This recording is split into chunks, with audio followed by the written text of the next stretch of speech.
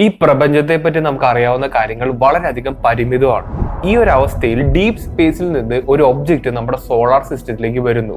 ഈ ഒരു ഒബ്ജക്റ്റിനെ നമ്മുടെ കൈവശമുള്ള ലേറ്റസ്റ്റ് ടെലിസ്കോപ്പുകളിൽ ഒന്നായ ഹബിൾ സ്പേസ് ടെലിസ്കോപ്പ് ഉപയോഗിച്ച് നോക്കുമ്പോൾ ഒരു സാധാരണ കോമറ്റ് ബിഹേവ് ചെയ്യുന്ന രീതിയിലേ അല്ല ഈ ഒരു സംഭവം ബിഹേവ് ചെയ്യുന്നത്. മനുഷ്യരുടെ കൈവശമുള്ള ടെക്നോളജി അത്യാവശ്യം കൂടുതൽ അഡ്വാൻസ്ഡ് ആയതുകൊണ്ട് തന്നെ ഈ കോമറ്റുകളുടെ ബിഹേവിയർ എല്ലാം നമുക്ക് നല്ല രീതിയിൽ അറിയാം. എന്നാൽ ഈ കോമറ്റുകളുടെ രീതികളിൽ നിന്ന് വളരെയധികം ഡിഫറെന്റ് ആയിട്ടാണ് ഈ ഒരു ഒബ്ജക്റ്റ് ബിഹേവ് ചെയ്തിരിക്കുന്നത്. അപ്പോൾ സയൻസിന് ഇഷ്ടപ്പെടുന്ന ഒരാൾ ഇങ്ങനെ ഒരു ഒബ്ജക്റ്റിനെ കാണുകയാണെങ്കിൽ അദ്ദേഹത്തിന് വളരെയധികം ക്യൂരിയോസിറ്റി തോന്നും. എന്നാൽ അങ്ങനെ ഒരു ഒബ്ജക്റ്റ് ആയിരുന്നു 3 Atlas എന്ന് പറയുന്ന ഈ ഒരു ഇന്റർസ്റ്റെല്ലാർ ഒബ്ജക്റ്റ്. ഇതിനെ നമ്മൾ എന്ന് ഡിറ്റക്ട് ചെയ്തോ അന്ന് മുതൽ നമുക്ക് എല്ലാവർക്കും വളരെയധികം അൺയൂഷ്വൽ ആയിട്ടുള്ള കാര്യങ്ങളാണ് കണ്ടെത്താൻ കഴിഞ്ഞിരിക്കുന്നത്. നാസ ഇതിനെ പറ്റിയിട്ടുള്ള ഒരു ഒഫീഷ്യൽ വേർഡിങ് തന്നെ പിന്നെ ഒരുപാട് ആൾക്കാർ ഇതൊരു സാധാരണ കോമറ്റ് ആണ് എന്നുള്ളൊരു ഉത്തരത്തിൽ സാറ്റിസ്ഫൈഡ് ആയിട്ടുള്ള ഒരു സിറ്റുവേഷൻ ആണ് ഇപ്പൊ നിൽക്കുന്നത്. പക്ഷെ നിങ്ങളിപ്പോ ഈ സ്ക്രീനിൽ കാണുന്നതാണ് ലേറ്റസ്റ്റ് ആയിട്ടുള്ള 3 Atlasന്റെ ഇമേജ് എന്ന് പറയുന്നത്. അതും ഈ ഫോട്ടോ എടുത്തിരിക്കുന്നത് ഹബിൾ സ്പേസ് ടെലിസ്കോപ്പ് ആണ്. ഞാൻ ഇവിടെ ഒന്നും പറയുന്നില്ല, നിങ്ങൾ തന്നെ ഈ ഫോട്ടോഗ്രാഫ് ഒന്ന് ഒബ്സർവ് ചെയ്ത് നോക്കുക. ഇത് കണ്ടിട്ട് നിങ്ങൾക്ക് എന്തായിട്ടാണ് തോന്നുന്നത്? ഈ ഫോട്ടോഗ്രാഫ് ഹബിൾ ഡയറക്ട്ലി എടുത്ത് നമുക്ക് കാണിക്കുന്നതല്ല, പകരം ഒരുപാട് സ്പെക്ട്രം ആയിട്ടുള്ള ഇൻഫ്രാറെഡ് ആയിക്കോട്ടെ, എക്സ്റേസ് ആയിക്കോട്ടെ, അങ്ങനെയുള്ള ഒരുപാട് സ്പെക്ട്രത്തിന്റെ ഇമേജസ് എല്ലാം സ്റ്റാക്ക് ചെയ്തിട്ടാണ് നിങ്ങളിപ്പോ ഈ കാണുന്ന ഒരു ഇമേജ് ഉണ്ടാക്കിയിരിക്കുന്നത്. അതിന് പുറമെ ആസ്ട്രോണോമേഴ്സ് ഒരുപാട് ഫിൽറ്റേഴ്സും ഈ ഒരു ഇമേജിൽ ആഡ് ചെയ്തിട്ടുണ്ട്. അപ്പോൾ ഇതെല്ലാം ചെയ്യാൻ കാരണം ഈ ഒരു ഇമേജിൽ നമുക്ക് മാക്സിമം ഡീറ്റെയിൽസ് കിട്ടാൻ വേണ്ടിയിട്ടാണ്. ഇവിടെ ലാർസൻ സെക്കനീന എന്ന് പറയുന്ന ഒരു ഫിൽട്ടർ ആണ് ആസ്ട്രോണോമേഴ്സ് യൂസ് ചെയ്തിരിക്കുന്നത്. അപ്പോൾ ഈ ഒരു ഡീറ്റെയിൽഡ് ആയിട്ടുള്ള ഇമേജ് നോക്കിയാൽ തന്നെ നമുക്ക് ഒരു കാര്യം മനസ്സിലാക്കാൻ പറ്റും. ഇവിടെ നമുക്ക് ഒരൊറ്റ ടെയിൽ മാത്രമല്ല കാണാൻ കഴിയുന്നത്, ഇവിടെ 3 ടെയിൽ നമുക്ക് കാണാൻ കഴിയും. ഞാനിപ്പോ ഈ സ്ക്രീനിൽ മാർക്ക് ചെയ്തിരിക്കുന്നത് ഇതിന്റെ നോർമൽ ആയിട്ട് കണ്ടുവരുന്ന ഒരു ടെയിലാണ്. അതായത് സൂര്യന് എവേ നിൽക്കുന്ന ഒരു ടെയിലാണ്. സാധാരണ ഒരു കോമന്റ് കണ്ടുവരുന്ന ഒരു പ്രതിഭാസമാണ്. അതുമാത്രമല്ല ഇവിടെ താഴെ ഒരു 120 ഡിഗ്രി ആംഗിളിൽ 2 ടെയിൽ പോലെ നമുക്ക് ഇവിടെ കാണാൻ കഴിയും. ഇത് സൂര്യനെ ഫേസ് ചെയ്യുന്ന ടെയിലാണ്. ഇതിനെയാണ് ആന്റി ടെയിൽ എന്ന് പറയുന്നത്. അതിനെപ്പറ്റി ഞാൻ ഒരുപാട് വീഡിയോസിൽ പറഞ്ഞിട്ടുണ്ട്. ഈ 3 ടെയിലും ആയിക്കോട്ടെ ഈ കോമ്പറ്റിന്റെ ചുറ്റളവിന്റെ 24.5 കിലോമീറ്ററിന്റെ ഉള്ളിലാണ് നമുക്ക് കാണാൻ കഴിയുന്നത്. അതുകൊണ്ട് തന്നെ ഈ 3 ജെറ്റുകളും ഒരു സിമെട്രിക്കൽ പാറ്റേൺ ഇവിടെ ഉണ്ടാക്കുന്നുണ്ട്. ഇവിടുത്തെ കുഴപ്പം എന്താ വെച്ചാൽ നിങ്ങളിപ്പോ ഈ കാണുന്ന ഈ ഒരു പ്രതിഭാസം ഒരു ചെറിയ കോമറ്റിൽ സംഭവിക്കണമെങ്കിൽ അത് വളരെയധികം റെയർ ആയിരിക്കണം. ഞാനിപ്പോ ഈ സ്ക്രീനിൽ മാർക്ക് ചെയ്തിരിക്കുന്നത് ഇതിന്റെ ഒരു ആന്റി ടെയിലാണ്. ഇതിന്റെ വലിപ്പം എന്ന് പറയുന്നത് ഏകദേശം 100,000 കിലോമീറ്റേഴ്സ് ഉണ്ട്. ഞാനിപ്പോ ഈ പറഞ്ഞത് ഹബിളിന്റെ ഒഫീഷ്യൽ ഡാറ്റയിൽ നിന്നെടുത്ത ഇൻഫോർമേഷൻ ആണ്. പക്ഷെ വേറെ ഒരുപാട് ഒബ്സർവേറ്ററീസിൽ നിന്ന് കിട്ടുന്ന ഇൻഫോർമേഷൻ അനുസരിച്ച് ഈ ടെയിലിന്റെ വലിപ്പം ഏകദേശം 10,00,000 കിലോമീറ്റേഴ്സ് ഉണ്ട് എന്ന് പറയുന്നുണ്ട്. ഈ ഒരു ഇൻഫോർമേഷൻ ഞാൻ കഴിഞ്ഞ 1-2 വീഡിയോസിലും പറഞ്ഞിട്ടുണ്ട്. അപ്പോൾ ഇതെന്തുകൊണ്ടാണ് ഇങ്ങനെ സംഭവിക്കുന്നത് എന്നതിനെ പറ്റിയിട്ട് ഒരു പോസിബിൾ എക്സ്പ്ലനേഷൻ ഉണ്ട്. ഇതിപ്പോ ഒരു ഏലിയൻ ആണ്, ഒരു സ്പേസ് ക്രാഫ്റ്റ് ആണ്, അങ്ങനെയൊന്നല്ല, ഒരു ലോജിക്കൽ എക്സ്പ്ലനേഷൻ ഇവിടെ പറയുന്നുണ്ട്. ഒരുപാട് അനാലിസിസും ഡാറ്റയും പറയുന്നത് 3 Atlas സ്പേസിലൂടെ ചുമ്മാ ഇങ്ങനെ പൊക്കൊണ്ടിരിക്കുന്നതല്ല, പകരം അതിങ്ങനെ റൊട്ടേറ്റ് ചെയ്തുകൊണ്ടാണ് ഇങ്ങനെ പൊക്കൊണ്ടിരിക്കുന്നത്. പ്രിസൈസ്ലി പറയുകയാണെങ്കിൽ ഓരോ 16 മണിക്കൂർ ഇന്റർവെല്ലും അതൊരു കംപ്ലീറ്റ് റൊട്ടേഷൻ ചുറ്റിട്ടുണ്ടാവും. അതുകൊണ്ട് തന്നെ 3 Atlas സൂര്യനെ ഫേസ് ചെയ്യുന്ന സൈഡ് എപ്പോഴും ചേഞ്ച് ചെയ്യുന്നുണ്ട്. അതായത് ഒരു സമയത്ത് ഫേസ് ചെയ്യുന്ന സൈഡ് അല്ല 2-3 മണിക്കൂർ കഴിഞ്ഞിട്ട് 3 Atlas ഫേസ് ചെയ്യുന്നത്. ആദ്യത്തെ മണിക്കൂറിന്റെ സബ്ലിമേഷൻ റേറ്റ് വളരെയധികം കൂടുതലായിരിക്കും. അതിന്റെ മീനിങ് എന്താ വെച്ചാൽ ആ സമയത്ത് സൂര്യനുമായിട്ട് ഫേസ് ചെയ്തിരിക്കുന്ന ആ ഒരു സൈഡിൽ ഒരുപാട് അധികം ഐസിന്റെ ഡെപ്പോസിറ്റ് ഉണ്ടായിരിക്കാം. അതുകൊണ്ട് കൂടുതൽ സബ്ലിമേഷൻ അവിടെ ഉണ്ടായിരിക്കാം, വലിയൊരു ടെയിൽ അവിടെ ഫോം ചെയ്യാം. അതിനുശേഷം ഒരു 3 മണിക്കൂറിന് ശേഷം അതിങ്ങനെ ചുറ്റിത്തിരിഞ്ഞ് വരുമ്പോൾ അവിടെ ആ ഒരു സമയത്ത് ഉണ്ടാകുന്ന സബ്ലിമേഷൻ റേറ്റ് എന്ന് പറയുന്നത് വളരെയധികം കുറവായിരിക്കാം. അതിന്റെ റീസൺ എന്താ വെച്ചാൽ ആ ഒരു സ്പേസിൽ വളരെയധികം ഐസിന്റെ കണ്ടന്റ് കുറവായിരിക്കാം. അതുകൊണ്ട് തന്നെ അവിടെ ചെറിയ ഒരു ടെയിലായിരിക്കാം ഫോം ചെയ്യുന്നത്. ഇത് സൂര്യന്റെ അടുത്തോടെ ചുറ്റി വന്നത് കൊണ്ട് തന്നെ ഇതിന്റെ സർഫസിലുള്ള ഐസ് വളരെയധികം കൂടുതലായിട്ട് ഇവിടെ സബ്ലിമേറ്റ് ചെയ്ത് പോയിട്ടും ഉണ്ടാവാം. അതായത് 3 Atlasന്റെ ചില സൈഡുകളിൽ ഐസ് എന്ന് പറഞ്ഞ സംഭവമേ ഉണ്ടായിരിക്കില്ല. അതോടൊപ്പം തന്നെ 3 Atlas ഇങ്ങനെ റൊട്ടേറ്റ് ചെയ്തത് കൊണ്ട് തന്നെ ഈ ജെറ്റിന്റെ ഓറിയന്റേഷനും മാറാനുള്ള സാധ്യതയുണ്ട്. അപ്പോ ഇങ്ങനൊരു പ്രതിഭാസം 3 Atlasന് സംഭവിക്കുന്നത് കൊണ്ടായിരിക്കാം നമ്മളിപ്പോ സ്ക്രീനിൽ കാണുന്ന രീതിയിലുള്ള ഒരു പാറ്റേൺ നമുക്കിവിടെ കാണാൻ കഴിയുന്നത്. നിങ്ങൾ ഈ ഒരു ഇമേജ് ഒബ്സർവ് ചെയ്ത് നോക്കിയാൽ തന്നെ ഒരു കാര്യം മനസ്സിലാക്കാൻ പറ്റും. ഇത് ഒരു തരത്തില് ആർട്ടിഫിഷ്യൽ ആയിട്ടുള്ള പാറ്റേൺ പോലെയാണ് ഇരിക്കുന്നത്. അപ്പൊ നിങ്ങൾക്ക് ചോദിക്കാൻ പറ്റും, ഇപ്പൊ ഈ ഒരു ഇമേജിന് നമുക്കൊരു എക്സ്പ്ലനേഷൻ കിട്ടിയല്ലോ, അപ്പൊ ഇവിടെ എന്താണ് ഇത്ര അധികം അത്ഭുതമുള്ളത് എന്നുള്ളത്. പക്ഷെ ഇവിടുത്തെ ഏറ്റവും വലിയ ചോദ്യം എന്ന് പറയുന്നത് ഇതിന്റെ ഇത്ര അധികം അക്യുറേറ്റ് ആയിട്ടുള്ള സിമിട്രി തന്നെയാണ്. ഒരു കാര്യം ഞാൻ ഇപ്പോഴേ ക്ലിയർ ആക്കാം, ഈ ഒരു ഇമേജ് എടുത്തിരിക്കുന്നത് ഒരു അമച്വർ ആസ്ട്രോണോമർ അല്ല, ഞാനല്ല, പകരം നാസയാണ്. നാസ എന്ന് പറയുന്നത് ഈ ലോകത്തിലെ ഏറ്റവും പീക്കിൽ നിൽക്കുന്ന ഒരു സ്പേസ് ഓർഗനൈസേഷൻ ആണ്. അവരുടെ കൈവശമുള്ള ഒരു ടെക്നോളജി ഉപയോഗിച്ചെടുത്തിട്ടുള്ള ഒരു ഫോട്ടോഗ്രാഫാണ് നിങ്ങളിപ്പോൾ കാണുന്നത്. അതും ജസ്റ്റ് എടുത്ത ഫോട്ടോഗ്രാഫ് മാത്രമല്ല, ഒരുപാട് ആൾക്കാർ അതിന്റെ പിന്നിൽ പ്രവർത്തിച്ചിട്ടാണ് ഇങ്ങനെ ഒരു ഫോട്ടോഗ്രാഫ് നമുക്ക് കിട്ടിയിരിക്കുന്നത്.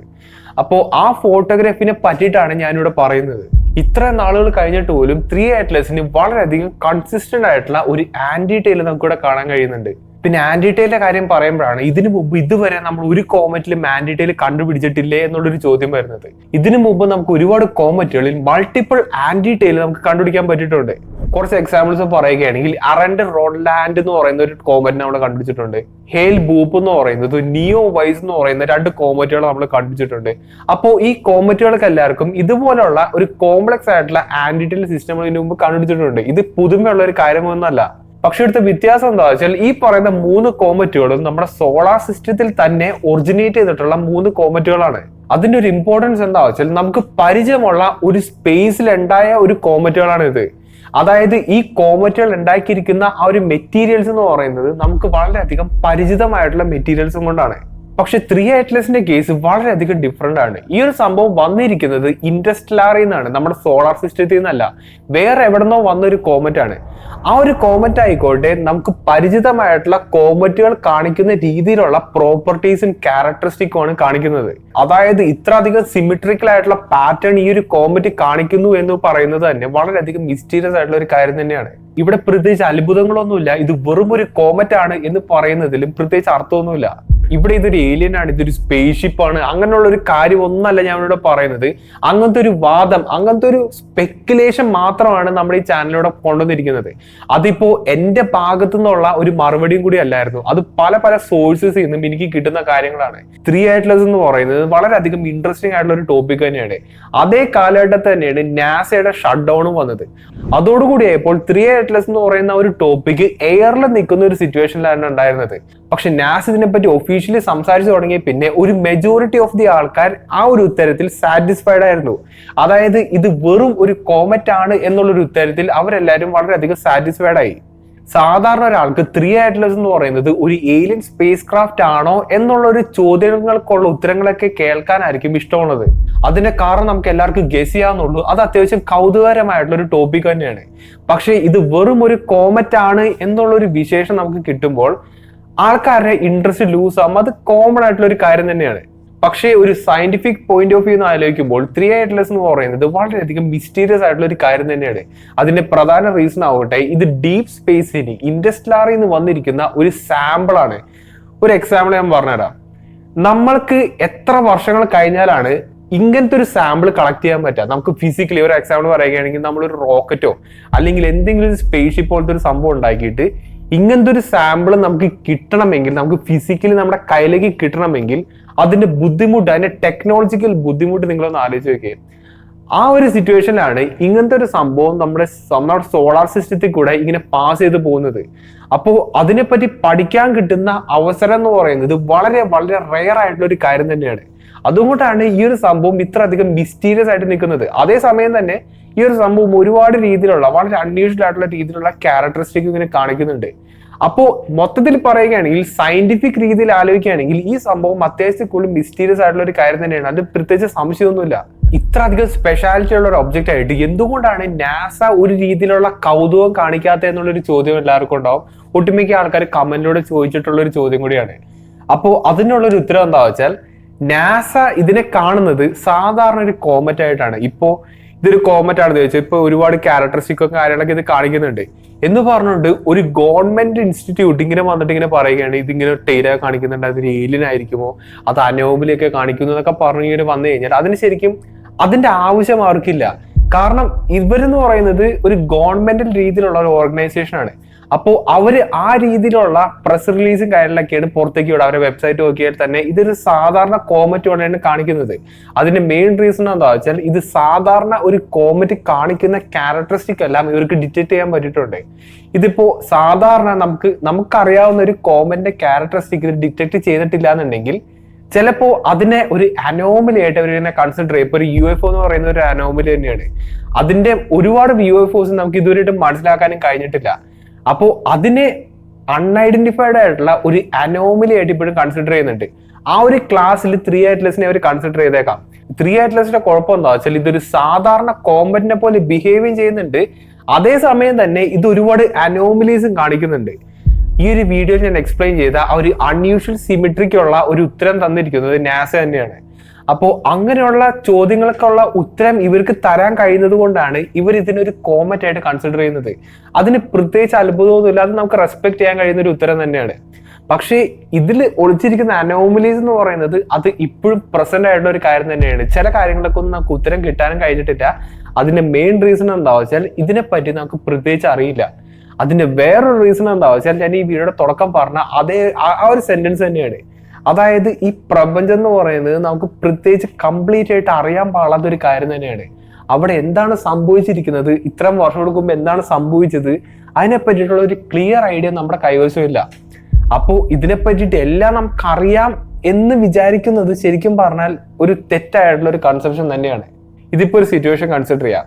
ഇപ്പൊ ഈ പറയുന്ന 3 അറ്റ്ലസ് അതിന് ചുറ്റുമുള്ള ഒരു പുകയില്ലേ, അങ്ങനത്തെ ഒരു സംഭവമേ ഉണ്ടായിരുന്നില്ല. ജസ്റ്റ് ഒരു കല്ല് പോലത്തെ സംഭവം മാത്രം നമ്മുടെ സ്പേസിലൂടെ ഇങ്ങനെ പറന്നെടുക്കാന്ന് വിചാരിക്കുക. പെട്ടെന്ന് തന്നെ ഇത് അൺഎക്സ്പെക്റ്റഡ് ആയിട്ട് നമ്മൾ വിചാരിക്കുന്ന പോലത്തെ ഒരു ഡയറക്ഷനിലൂടെ അതല്ല ഇതിങ്ങനെ പോകുന്നത്. പെട്ടെന്ന് തന്നെ അതിന്റെ ഡയറക്ഷൻ ഇങ്ങനെ മാറി അതിങ്ങനെ മുകളിലോട്ട് പോയി താഴത്തോട്ട് പോയി വേറെ ഡയറക്ഷനിലേക്കൊക്കെ പോയി ഒരു ഓർബിറ്റ് ഒക്കെ ചേഞ്ച് ചെയ്തു. അങ്ങനെയൊക്കെ ചെയ്തു കഴിഞ്ഞാൽ നാസ ഒഫീഷ്യലി അത് അഡ്രസ് ചെയ്യും. അതിന്റെ ഒരു പ്രധാന എക്സാമ്പിൾ തന്നെയാണ് ഓമുവാമോ എന്ന് പറയുന്നത്. അപ്പോൾ ഇതെല്ലാം നോർമലായിട്ട് നടക്കുന്ന കാര്യങ്ങൾ തന്നെയാണ്. ഇവിടെ 3 അറ്റ്ലസ് എന്ന് പറയുന്നത് ഒരു ഏലിയൻ സ്പേസ് ക്രാഫ്റ്റ് ആണ് എന്ന് സ്ഥാപിക്കാൻ ഞാൻ ഒരിക്കലും ശ്രമിച്ചിട്ടില്ല. ആൾക്കാരിൽ 3 അറ്റ്ലസിനെ പറ്റി ഒരു ക്യൂരിയോസിറ്റി ഉണ്ടാക്കാൻ വേണ്ടി മാത്രമാണ് ഞാൻ ശ്രമിച്ചിട്ടുള്ളത്. അല്ലാണ്ട് എല്ലാ ഉത്തരങ്ങളും ഞാൻ ഇവിടെ വന്ന് പറഞ്ഞു കഴിഞ്ഞാൽ ആൾക്കാർക്ക് പ്രത്യേകിച്ച് ക്യൂരിയോസിറ്റി ഒന്നും ഉണ്ടാവില്ല. ഇപ്പൊ 3 അറ്റ്ലസ് എന്ന് പറയുന്നത് സാധാരണ ഒരു കോമറ്റ് ആണെന്നൊക്കെ പറഞ്ഞു കഴിഞ്ഞാൽ ആൾക്കാരുടെ ആ ഒരു ആകാംക്ഷ അവിടെ പോയി കിട്ടും. അപ്പോൾ ആൾക്കാർ ഇതിനെപ്പറ്റി കൂടുതൽ സെർച്ച് ചെയ്യില്ല, അതിനെപ്പറ്റി വേറെ പ്രത്യേകിച്ച് ഒന്നും ചെയ്യില്ല. ആ ഒരു ഉത്തരത്തിൽ അവർ സാറ്റിസ്ഫൈഡ് ആവും. നേരെ മറിച്ച് ഞാൻ ഇതൊരു അത്യാവശ്യം ക്യൂരിയസ് ആയിട്ടുള്ള ഒരു ഒബ്ജക്റ്റ് ആയിട്ട് പറയുകയാണെങ്കിൽ ഒരുപാട് ആൾക്കാർ ഇതിനെപ്പറ്റി സെർച്ച് ചെയ്യാൻ ശ്രമിക്കും. അതായത് പല പല വീഡിയോസ് ആയിക്കോട്ടെ, പല പല ഫോറംസ് ആയിക്കോട്ടെ, അങ്ങനെ ഈ ഒരു വേൾഡിലേക്ക് എൻഗേജ് ചെയ്യാൻ വേണ്ടി ഒരുപാട് ആൾക്കാർ ശ്രമിക്കും. ശരിക്കും അതല്ലേ വേണ്ടത്. അല്ലാണ്ട് എല്ലാ ഉത്തരവും ഒരു വീഡിയോയിൽ തന്നെ വന്ന് കിട്ടിക്കഴിഞ്ഞാൽ അവിടെ എന്താണ് അർത്ഥമുള്ളത്? എന്നോട് ചോദിക്കുകയാണെങ്കിൽ ശാസ്ത്രം വർക്ക് ചെയ്യുന്നത് ഒരുപാട് ചോദ്യങ്ങളെ ഡിപ്പെൻഡ് ചെയ്തിട്ടാണ്. അപ്പോൾ നിങ്ങളിപ്പോൾ എൻ്റെ ഏതെങ്കിലും ഒരു 3 അറ്റ്ലസിന്റെ വീഡിയോ കണ്ടുവന്ന് വിചാരിക്കാം. അപ്പോൾ നിങ്ങൾക്ക് അതിൽ നിന്ന് ഒരു ക്യൂരിയോസിറ്റി വരികയും ചെയ്യും. നിങ്ങൾക്ക് ഒരു ചോദ്യം ഉണ്ടാവും എൻ്റെ അടുത്ത്. അപ്പോൾ ആ ഒരു ചോദ്യത്തെ പറ്റിയിട്ട് നിങ്ങൾ കൂടുതൽ റിസർച്ച് ചെയ്യാനുള്ള സാധ്യതയുണ്ട്. ആ ഒരു അന്വേഷണത്തിലൂടെ നിങ്ങൾക്ക് ഒരുപാട് കാര്യങ്ങൾ 3 അറ്റ്ലസിനെ പറ്റി വീണ്ടും മനസ്സിലാക്കാൻ കഴിയും. അതിലൂടെ ഈ ഒരു ടോപ്പിക്കിനെ പറ്റി നിങ്ങൾക്ക് സ്വയം കൂടുതൽ കാര്യങ്ങൾ അറിയാനും പറ്റും. നിങ്ങളുടെ ഉള്ളിൽ കിടക്കുന്ന ആ ഒരു സയന്റിഫിക് ടെമ്പറിനെ ഒന്നുകൂടി ഇംപ്രൂവ് ചെയ്യാനും അത് സഹായിക്കും. നമ്മുടെ എല്ലാ വീഡിയോസും അങ്ങനെ തന്നെയാണ് ശരിക്കും ഞാൻ ഇങ്ങനെ പറയുന്നത്. അതായത് ദൈവത്തിന്റെ ഒരു റിസർച്ച് വീഡിയോ ആയിക്കോട്ടെ, പിരമിഡിനെ പറ്റിയിട്ടുള്ള വീഡിയോ ആയിക്കോട്ടെ, ഈ പറഞ്ഞ UFOനെ പറ്റിയിട്ടുള്ള വീഡിയോ ആയിക്കോട്ടെ, ഇതിലൂടെ എല്ലാം ഞാനൊരു ക്യൂരിയോസിറ്റി ആൾക്കാരിലേക്ക് കൊടുക്കും. ബാക്കി അതിനെപ്പറ്റി ആൾക്കാർ സെർച്ച് ചെയ്യുകയാണെങ്കിൽ ഈ ഒരു വേൾഡിലേക്ക് ശരിക്കും അവരിങ്ങനെ എൻഗേജ്ഡ് ആവുന്നുള്ള ഒരു കാര്യം എനിക്ക് ഉറപ്പാണ്. കാരണം ഞാൻ ചെയ്യുന്ന എല്ലാ വീഡിയോസും വളരെയധികം സ്ട്രോങ് ആയിട്ടുള്ള കാര്യങ്ങൾ തന്നെയാണ്. അത് അധികം ആൾക്കാർ മലയാളത്തിലാത്ത അധികം ആൾക്കാർ ചെയ്യുന്നില്ല എന്ന് വെച്ചിട്ട് അത് പ്രത്യേകിച്ച് കള്ളമാണെന്നോ ഈ പറയുന്ന പോലെ വ്യൂസിന് വേണ്ടി ചെയ്യുന്നതാണ്. ഇപ്പൊ ഒരുപാട് കമന്റ് ഞാൻ അങ്ങനെ കാണുന്നുണ്ട്. ഇപ്പൊ വ്യൂസിന് വേണ്ടി ചെയ്യുന്നതാണെന്നോ ഒരു എൻഗേജ്മെന്റിന് വേണ്ടി ചെയ്യുന്നതാണെന്നോ അങ്ങനെയൊന്നല്ല. ഒരുപാട് ആൾക്കാരിലേക്ക് ഇങ്ങനെയുള്ള ഒരു ടോപ്പിക്കുകളെല്ലാം ഇങ്ങനെ സ്പ്രെഡ് ചെയ്യാനാണ് ഞാൻ ശ്രമിച്ചിട്ടുള്ളത്. അത് അത്യാവശ്യം നല്ലൊരു കാര്യമായിട്ടാണ് എനിക്കും തോന്നിയിട്ടുള്ളത്. കാരണം നമ്മുടെ ലോകം എന്ന് പറയുന്നത് ഇങ്ങനെ എല്ലാ ചോദ്യങ്ങൾക്കുള്ള ഉത്തരം കിട്ടാവുന്ന ഒരു സംഭവമായിട്ടാണ് നമുക്ക് എല്ലാവർക്കും തോന്നിയിട്ടുണ്ടാവുക. പക്ഷെ ഇങ്ങനെ ഉത്തരങ്ങൾ കിട്ടാത്ത ഒരുപാട് ചോദ്യങ്ങൾ നമ്മുടെ ലോകത്തുണ്ട് എന്നുള്ളൊരു കാര്യമാണ് ശരിക്കും ഞാൻ ആൾക്കാരിലേക്ക് കൊടുത്തിരിക്കുന്നത്. അതുപോലെ തന്നെയാണ് 3 അറ്റ്ലസിന്റെ കേസും, അതുപോലെ തന്നെയാണ് പിരമിഡിന്റെ കേസും, അതുപോലെ തന്നെയാണ് ദൈവത്തിന്റെ റിസർച്ചും, അതുപോലെ തന്നെയാണ് UFOയുടെ കേസ് എന്ന് പറയുന്നത്. എന്നോട് ചോദിക്കുകയാണെങ്കിൽ ഉത്തരങ്ങൾ കണ്ടുപിടിക്കുന്നതിൽ വളരെയധികം ബുദ്ധിമുട്ട് ഒരു ചോദ്യം ചോദിക്കാനാണ്. അപ്പോൾ ആ ഒരു ചോദ്യം ചോദിക്കണമെങ്കിൽ നമ്മൾ വളരെയധികം പ്രിപ്പയർഡ് ആയിരിക്കണം. ആ ഒരു പ്രിപ്പറേഷൻ നിങ്ങൾ ഓരോരുത്തരും ചെയ്തു കഴിഞ്ഞാൽ നമുക്ക് വളരെയധികം ക്യൂരിയോസിറ്റി തോന്നും. എങ്ങനെയാണ് ഓരോരോ കാര്യങ്ങൾ ചെയ്തിരിക്കുന്നത് എന്നുള്ളതിനെ പറ്റി വളരെയധികം ക്യൂരിയോസിറ്റി തോന്നും. അപ്പോൾ അങ്ങനെയുള്ള കണ്ടന്റുകളൊക്കെയാണ് നമ്മുടെ വീഡിയോസിലൂടെ എല്ലാവരും ചെയ്തിരിക്കുന്നത്. ഇപ്പൊ സയൻസ് ആയിക്കോട്ടെ, ഏതൊരു ടോപ്പിക് ആണെങ്കിലും അങ്ങനെയുള്ള കണ്ടന്റുകളൊക്കെയാണ് ഞാൻ മാക്സിമം ഫോക്കസ് ചെയ്തിരിക്കുന്നത്. ഈ ടോപ്പിക്കുകളിലെല്ലാം റെഡിമെയ്ഡ് ആയിട്ടുള്ള ഒരു ഉത്തരം തരാൻ നമുക്ക് ആർക്കും കഴിയില്ല എന്നുള്ളൊരു വിശ്വാസമാണ് എനിക്കുള്ളത്. അത് എൻ്റെ മാത്രം ഒരു വിശ്വാസമാണ്. ഞാനിപ്പോൾ കണ്ടതിൽ വെച്ച് എനിക്ക് അങ്ങനെയാണ് തോന്നിയിട്ടുള്ളത്. അപ്പൊ അത്രയൊക്കെ തന്നെയുള്ളൂ. നിങ്ങളുടെ അഭിപ്രായങ്ങളും കാര്യങ്ങളെല്ലാം മാക്സിമം കമന്റ് ചെയ്ത് അറിയിക്കാൻ ശ്രമിക്കാം. അപ്പോൾ നല്ലൊരു ടോപ്പിക്കായിട്ട് ഞാൻ അടുത്ത വീഡിയോ കാണാം.